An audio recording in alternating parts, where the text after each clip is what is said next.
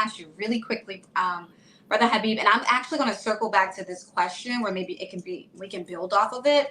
But just from your perspective, because like I said, because of the books you've wrote, because of the research, because of the documentary, you get flooded with stuff. What is really happening? Like I know what we should and shouldn't do, but what are you seeing out there when it comes to this lifestyle or way that people are like? What is really happening in real time? What are people really doing? It's that people feel that they've been deceived. So again, if you've got two consenting adults and they have this arrangement, I generally don't really hear from those people.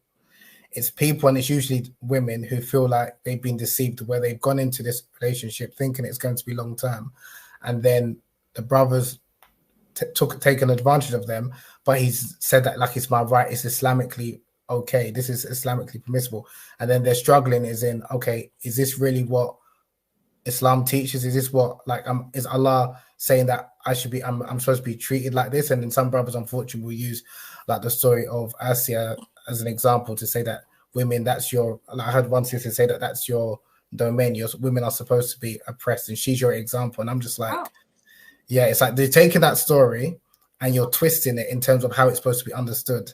So with the story of Asiya, for anyone who's not familiar, the wife of Fir'aun is mentioned in the Quran.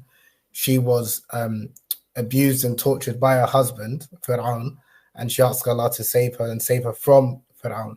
But what's interesting, when you actually read the tafsir, the classical scholars who speak about that particular story, she says, save me from Fir'aun and his works. And when one of the companions, Ibn Abbas, he said, the works that he's referring to is save me from having sexual relations with him, because he was like raping her.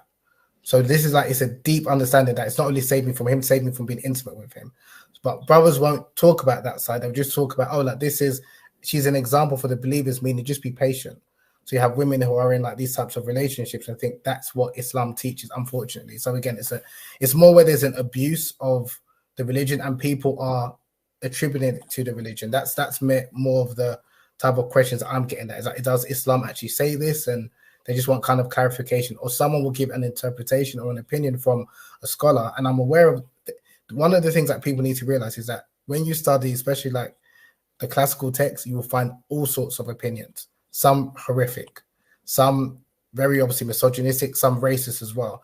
Now, because a scholar has said something that may be misogynistic, anti-women, or racist, it doesn't mean you have to accept it, and it doesn't mean that that is binding upon you.